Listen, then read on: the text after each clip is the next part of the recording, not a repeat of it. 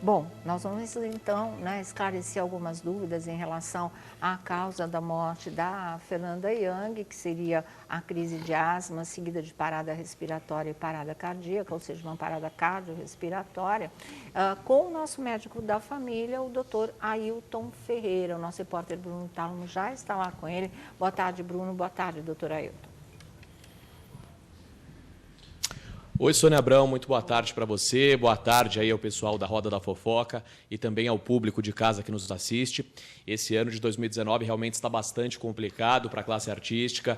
Mais um grande talento nos deixou na madrugada do último domingo. A atriz, roteirista e escritora Fernanda Young faleceu depois de passar muito mal em função de uma crise asmática que evoluiu para uma parada cardiorrespiratória.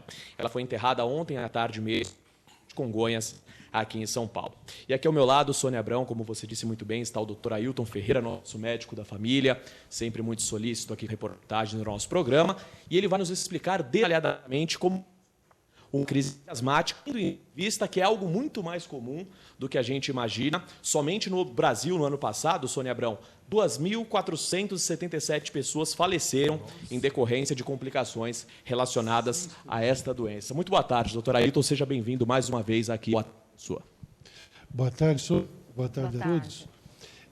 Aproximadamente 6 pessoas por dia, 5 a 6 pessoas, morrem por consequência da crise asmática, ou da asma, ou da bronquite, né? O que é a asma? A asma é uma doença onde o brônquio, para você entender, um tubo que leva o ar da cavidade do nariz, da boca, até o pulmão. Esses brônquios devem ser permeáveis, ou seja, permitir a passagem do ar. A crise asmática ou a bronquite faz com que esse tubo ele se estreite, ele praticamente fecha, dificultando a entrada de ar para o pulmão. E, obviamente, se o ar não entra no pulmão, o indivíduo vai ter uma quantidade de oxigênio circulatório no sangue diminuído, porque não vai ter uma hematose, aquela troca gasosa, de forma eficiente. E daí? E daí o indivíduo com pouco oxigênio na sua corrente sanguínea tem no cérebro e no coração, principalmente, um sofrimento. Quando o coração ele tem um aporte sanguíneo com oxigênio diminuído, ele sofre. E esse sofrimento pode ser intenso a ponto dele ou parar ou produzir uma arritmia, levando o indivíduo à morte.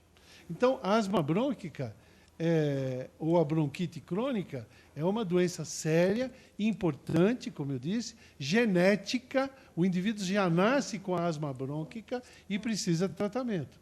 E o tratamento é a vida toda.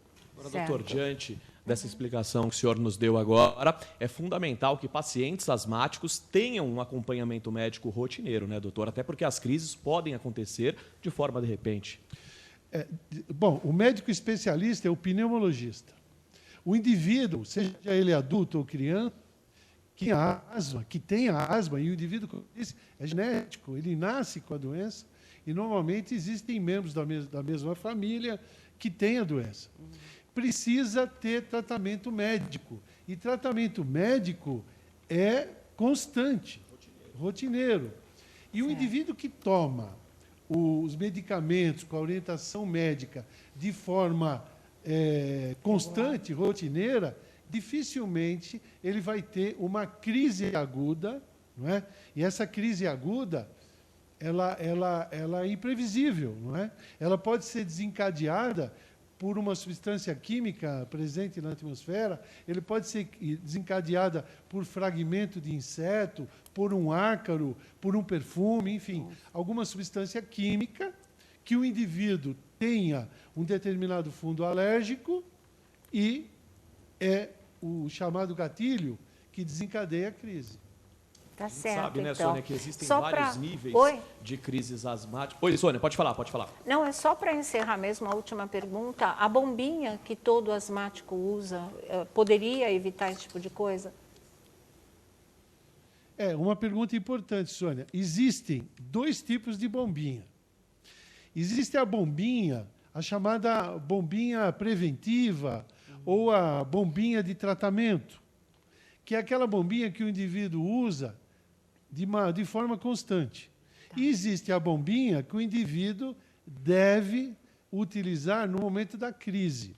Sim. Se o indivíduo, via de regra, seguir as orientações, tomar os medicamentos, usar a bombinha preventiva, aquela para manter o indivíduo... Travou, né?